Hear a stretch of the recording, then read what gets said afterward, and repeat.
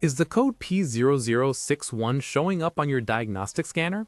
This specific code points to a heater failure in your exhaust system that might be killing your gas mileage and engine performance.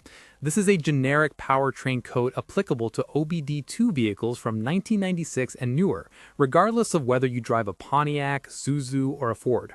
Essentially, the powertrain control module has identified a malfunction in the heater circuit of the Bank 2 Sensor 3 oxygen sensor.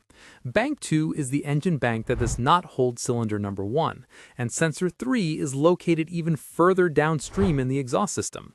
Inside the sensor, a zirconium dioxide element connects to wire leads with platinum electrodes. This sensor sends data over the controller area network to tell the computer how much oxygen is in the exhaust. The computer uses this information to fine-tune your fuel and spark timing. However, for the sensor to read accurately, it must be hot.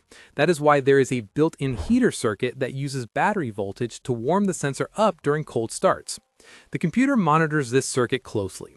If it sees a resistance level that is higher or lower than what the factory programmed, it sets code P0061 and turns on your malfunction indicator lamp.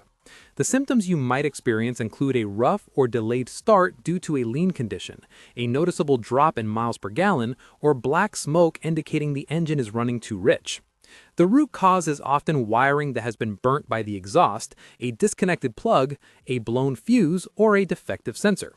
Diagnosing this requires a digital voltmeter and a good vehicle information source like ALLDATA DIY. Start by visually inspecting the wiring harness, looking for any wires rubbing against sharp edges or melted by heat.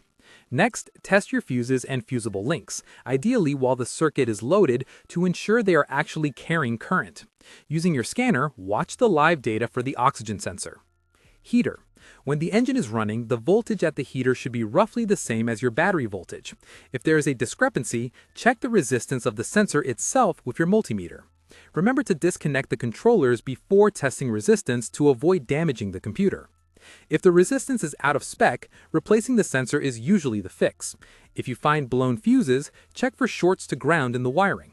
If this sounds too complex or requires tools you do not have, consult a certified technician. Drive safely and keep that engine running smooth.